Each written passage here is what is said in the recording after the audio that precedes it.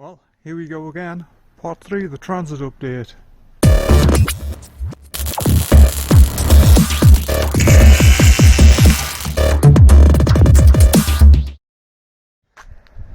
So, obviously I am back home at this point, and if you've seen my previous two videos, put the new engine in. Now, since then, obviously I have also been working on the Dodge, and I am getting ready to head back over there in the next couple of days, but in this video I'm just tidying up a few loose ends. First of all, I have put a new thermostat in and it is working fine, so that's that sorted. But the other thing was that I was having issues with the fuel gauge. So this is going to be primarily fitting the new fuel gauge. I'm going to show you the one that I've ordered. It isn't actually here yet, but yeah, you'll see it when it gets here. I do have to take some measurements before I do order it, so that'll be the first thing that I'm going to do.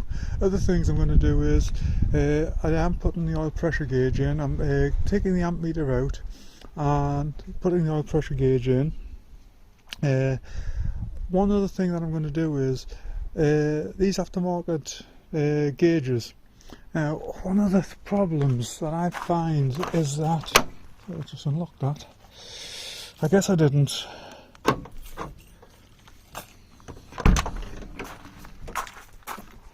Now, where are we at? Now then, they actually look quite readable there, but when you get into areas where the sun isn't directly on them, what you find is that you can't see the needles. The needles just disappear, and that's really not a good thing. You want to be able to read your gauges while you're driving along. So what I'm going to do is, obviously the amp meter is over here. That's him there, a bit dusty, but yeah, he's going to be pulled out. I'm going to put the oil pressure gauge in there, but see the red needle on the speedo?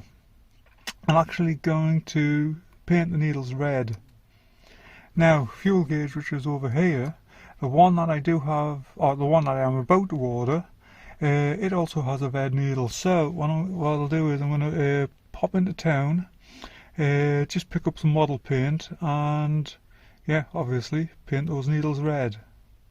So it should be quite easy. I've already popped the front cover off the oil pressure gauge, and so the front covers do pop off quite easily, and yeah, so I'll give them a lick of red paint, and that should make them a little bit more visible. The other thing I want to have a look at as well is that the rear illumination is pretty dismal on these. You get it's just badly designed. They've got LEDs in, and the LED basically lights the center of the dial up, and you can't see anything either side when it's night time. So I would show you on camera, but when in the past when I've actually illuminated these on camera, they look like they illuminate quite uniformly. So I have again been experimenting with the oil pressure gauge, and I've come up with a different bulb solution which will fix that. So let's get on with it. Okay, so I've been to town, got some paint, got a brush. $6 for that little brush. This is actually, I see what they're doing, these are actually artist brushes. Huh. Yeah, that's why they're so expensive. You go in the craft section now. Anyway, gauge. So this is what I'm doing with the bulb. You've seen these, they're all over eBay. I've used them in a lot of things, but not only do you get light out of the end, you actually get a nice spread from around the edge as well. So I've just enlarged the hole there. It sits in there nicely, and it just illuminates the gauge so much more uniformly. So what I'm going to do now is let's get this turned over. I'll pop this end back off and we'll paint this needle. By the way, let's get him out. Come out.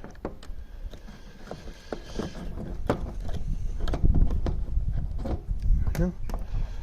So if you look carefully there, you can see where all I used was a craft knife, a box cutter basically, and I just eased up the edge all the way around.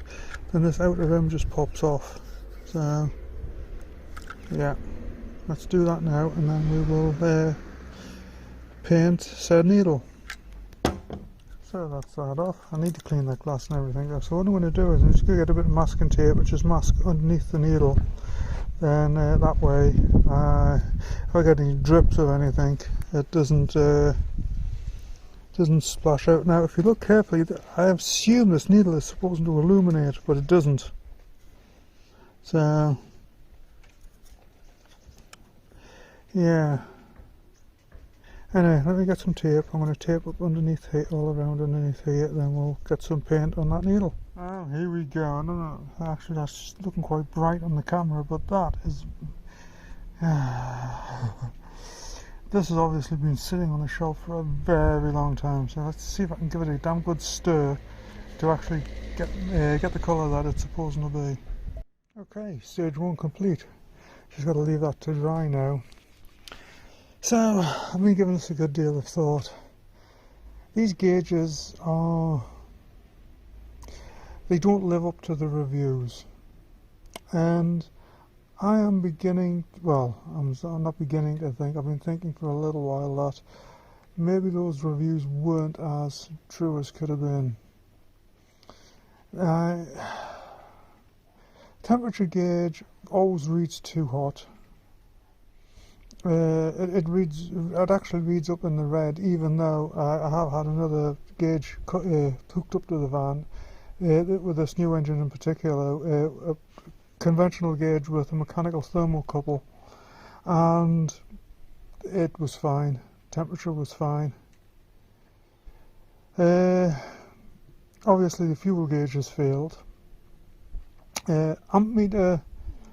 It reads about 14.8 volts. The engine, the dynamo.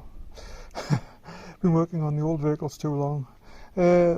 Alternator, it puts out, according to the multimeter, about 14.4 to 14.5. So it's within the ballpark. But now the oil pressure gauge, that's still that remains to be seen. That still has to be tested. But I am seriously considering investing in a new set of gauges, and I know I am selling the vehicle, but I just want everything to be right, you know. Get the shadow. Move it out of the shadow. There we go. That looks much better. That is much better. So I am going to do the same with the other gauges. I'm not doing it just yet because what I want to do is I want to do them all together. So I will be taking the dash panel out. So I'll wait until I have got that other gauge, fuel gauge.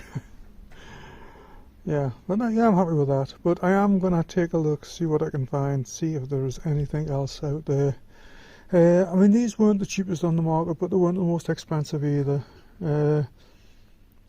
I forget exactly what I paid for them, but 3 gauges I think were about $60 ish.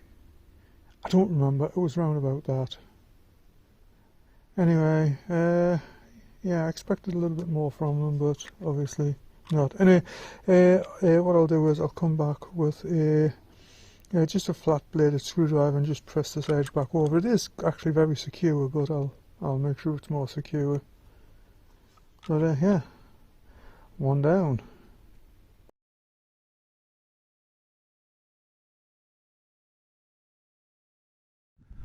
Okay, so obviously I moved the van. The reason I've done that is because where the dip is, I can actually slide under there, get under the van without having to actually jack it up, because I now need to take a measurement for the fuel gauge sender, because this unit, the gauge that I'm looking at, there's various sender lengths. So how I am going to do this is basically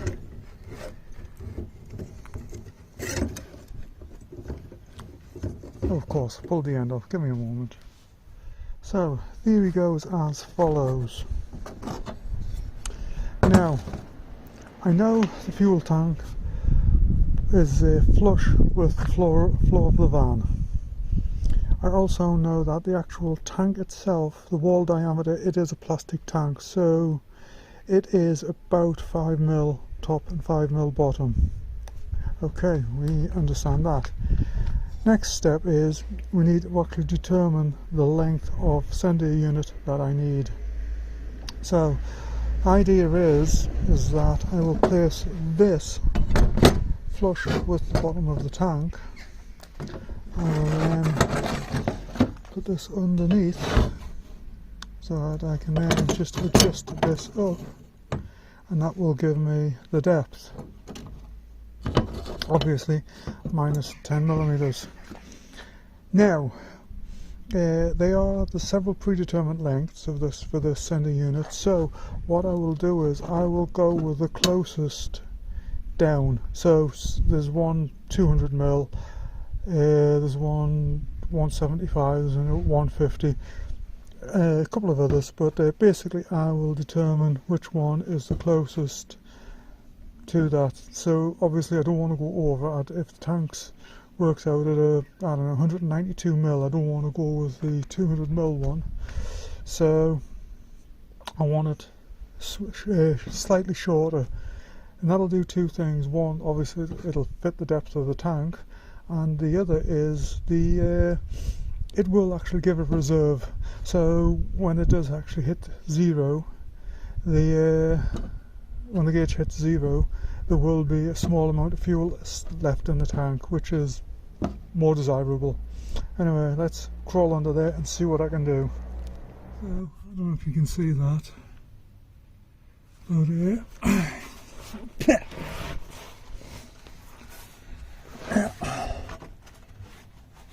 so the tallest part of the tank is flush with this rail here, approximately, so I'll measure down from there to there. That'll basically what I'll be doing.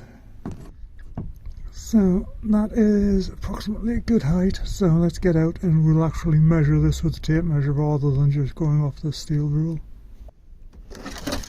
So we are at approximately 170, so if we remove 10mm, that's 160, and the closest one to that is the 150mm, so that is the one we're going to go for. Now what I'm going to do is I'm going to get under once again, just double check, and I will be back in a moment. So I have taken a second measurement, and this one is about, yeah, it's a little bit less than 165 or thereabouts. So yeah, I took a measurement of a different location on the tank just to be, sure, and so came out at about 165mm there, and so again minus 10, that's 155, so the 150 should be fine. So now for the hard part, let's go and order it.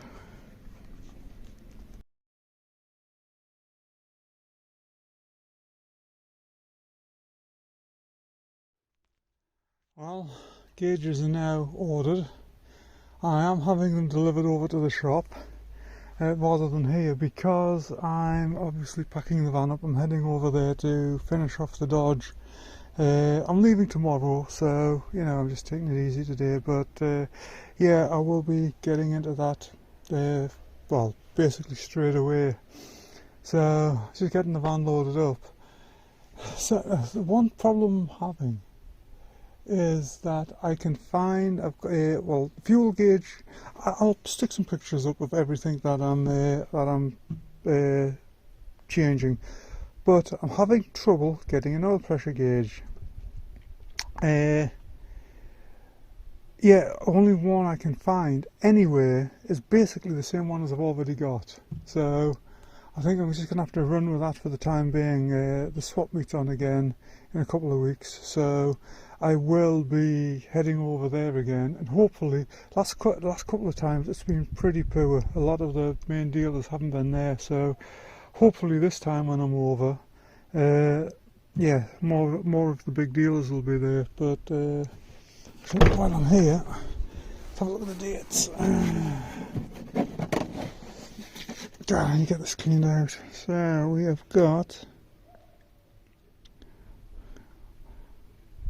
October 20th. So, am I going to be in the shop? Am I going to be over there by the 20th? I thought it was the week before. I don't know, we'll have to see, we'll play it by ear. But anyway, if not, I'll ask my buddies to keep an eye out for one. Yeah, I mean, the only other one I can find is like the original Smith style, and I want everything matching. I don't want like odd gauges here and there. I want everything to match. But yeah, the ones I've ordered, they've got the fuel gauge and the temperature gauge, which, by the way, isn't an electric one. It's it uses a thermocouple, so I like those better. They tend to be more accurate. But that's for sale. That I've got ordered. Like I say, having them delivered to the shop, and so that, like I say, that just leaves the oil pressure gauge. So we're gonna have to figure out what we can do with that. But anyway, let's continue sorting this out. And I just looking at the windows, how dirty they are. I literally just cleaned these just over a week ago at the shop. I give the van a wash and cleaned all the windows and everything is just manky again. It's this is a dusty area. Just Lincolnshire in general. I mean, it's like I spend more time just taking dust off things than I think I do anything else. Anyway, enough of the whinging. Let's get on with things. Well, that's the van loaded. Obviously, I've got a strimmer and weed eater. Just doing a favour. Well, there we go, everything's loaded. Obviously, got a weed eater in there as well. That's just to do a bit around the workshop. But we also noticed that my compressor's buried in there. Yeah, we've been having issues with the compressor over at the shop. Half the time I was painting while I was over there doing the Dodge. Half the time was spent just messing with the compressor. I don't want to do that. I don't have time to do that, so I'm just taking mine over. But anyway, everything else there is loaded up. I just got clothes and food to put in, and then we're done. But something else I wanted to talk about. A little change I'm making. I haven't done it yet, but I will be doing it shortly. So, I do have a light bar to go on the front of this, which I'm going to put on sometime. But the switches. Fog lights. Now the rear one works fine. Front one, I'm having issues with it.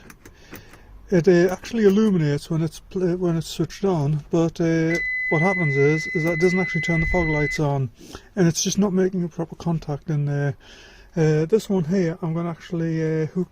This was for the interior lights originally, but again, it doesn't really work very well. So what I'm going to do with this is I'm going to use this location here and put a switch in so I can switch the light bar on and off.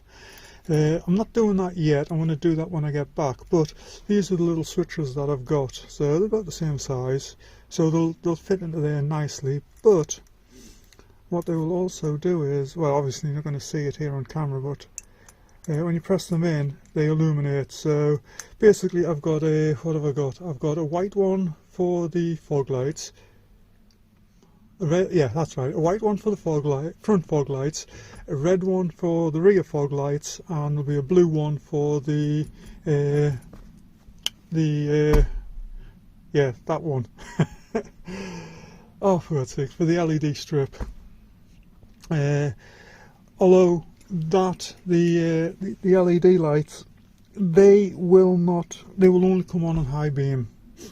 So you can't just like switch them on and off. It will be connected to the high beam so that they will only operate when it's on high beam. Anyway, yeah, that's really it for today. So next time you see me, I should be over at the shop.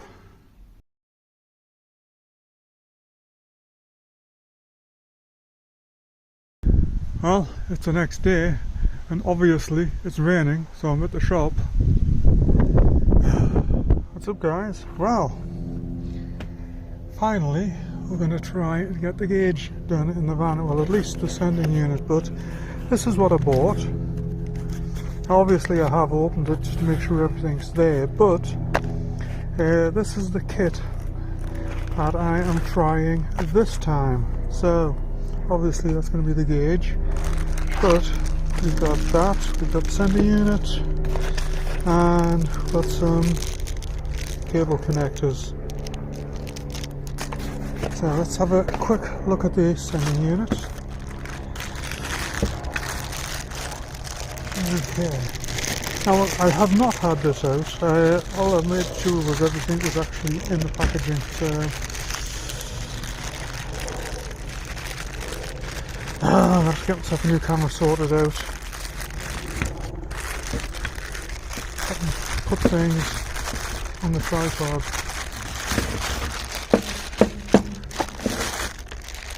Should be a rubber seal in there. Yeah, there is. And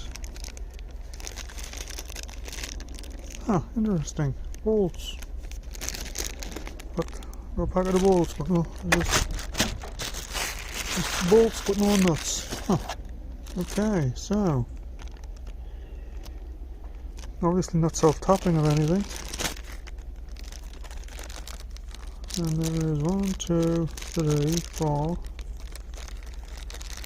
Another one under there. Oh, there's 5 in there. Yeah, there is. Huh. Interesting. I was just looking at this. Definitely do not thread into there, do they? Straight away though, you get this feels so much better quality. Anyway, the reason why I was taking measurements is obviously to get the right depth for this, because unlike the other one, which was basically universal adjustable, this one you've got to buy the correct height for the tank that you own. So I'm assuming there's some sort of magnet or something in there which obviously alters that as it goes up and down. Alters the resistance as it goes up and down. So yeah, sending unit has a pass. So let's have a look at the gauge.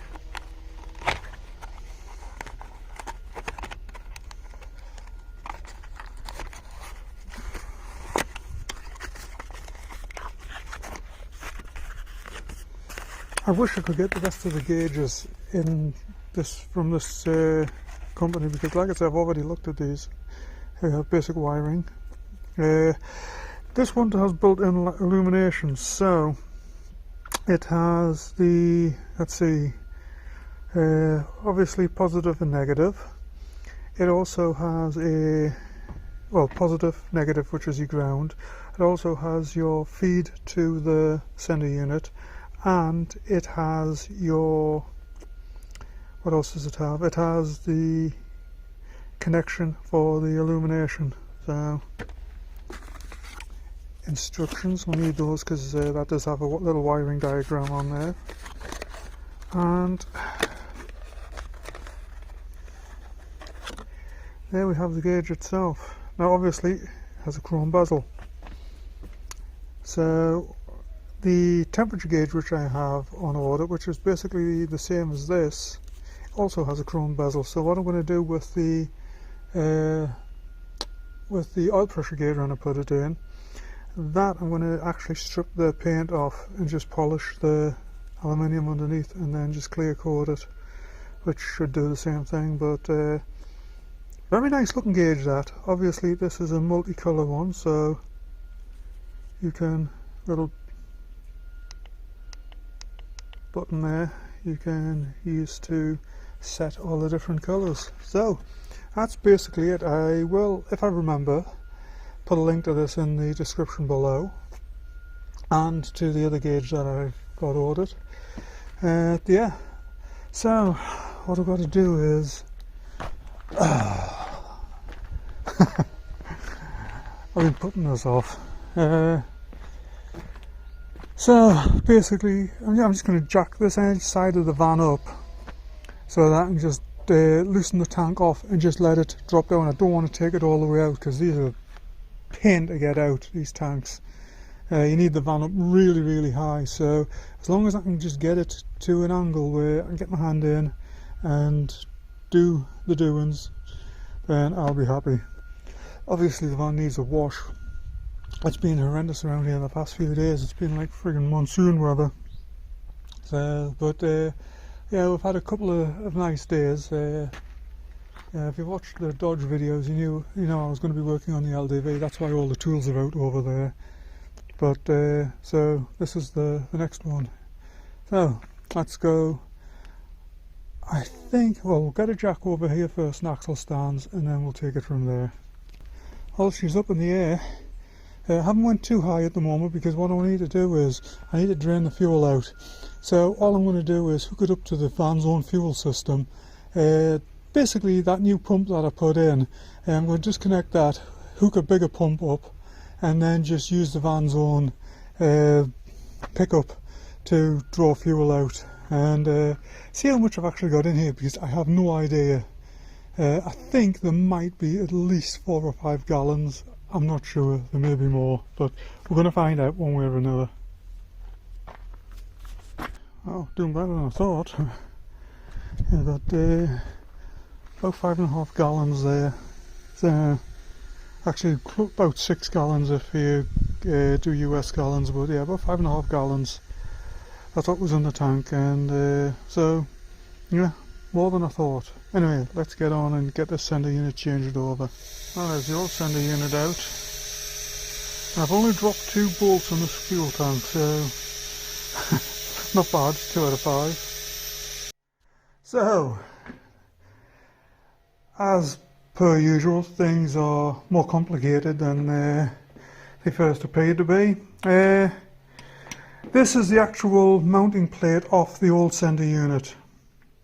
Now obviously the hole was cut in the gas tank, in the diesel tank, to suit that. Unfortunately this new sender unit has a much smaller footprint. So what I'm doing is, because I don't want to drill another hole, so what I'm doing is I'm cutting this hole out here.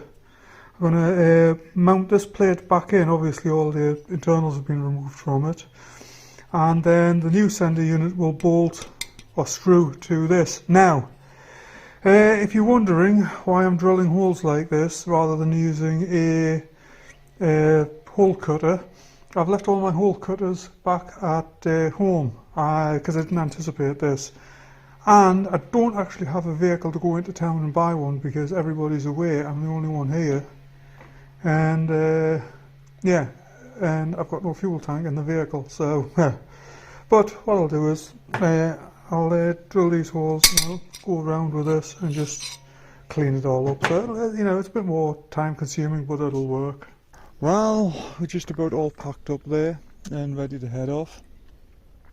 Obviously got the sender unit put in. Unfortunately did not get the gauge done because wait for it, the thermostat I had ordered is lost. I mean, a couple of people have asked if I make this crap up. Try not to swear on YouTube, they don't like it anymore.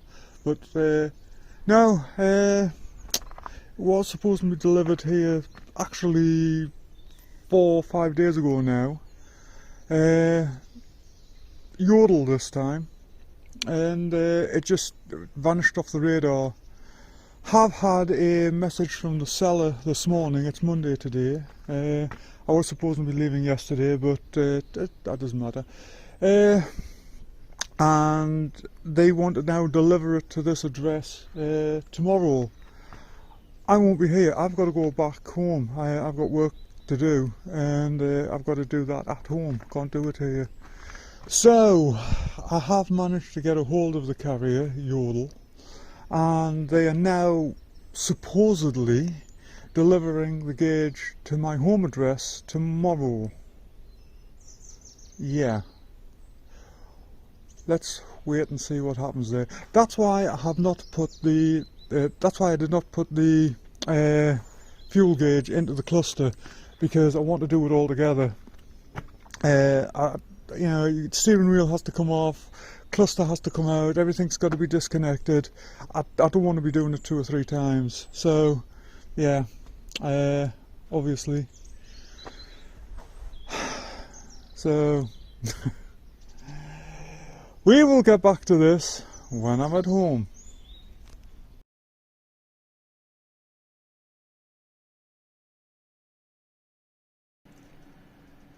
Well, round and round and round we go. Yes, ordered this October 29th. It was shipped pretty quickly. I think it was shipped the following day. And yes, it's now October 7th. 7th or the 8th? Let me just check that. No, it's October 8th today. And yeah, it has not been delivered.